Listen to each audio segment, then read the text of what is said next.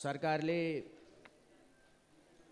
विनियोजन विधेयक 2082 मा को बुँदा नम्बर 13 मा कृषि क्षेत्रको व्यापक सुदृढीकरणको आधुनिकीकरणको कुरा लिएर आएको छ। म खुसी प्रकट गर्न चाहन्छु र सँगै एउटा कुरा के भन्न चाहन्छु भने काभ्रे जिल्ला काठमाडौँबाट नजिक छ र यहाँ ठुलो उपभोक्ता बजार छ।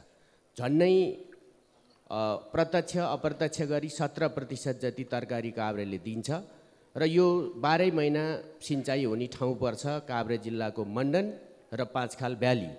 त्यसको लागि बृहत सिँचाइ परियोजना यसै साल सुरु गरियोस् र त्यसको विस्तृत प्रतिवेदन अध्ययन प्रतिवेदन पनि तयार भएको छ।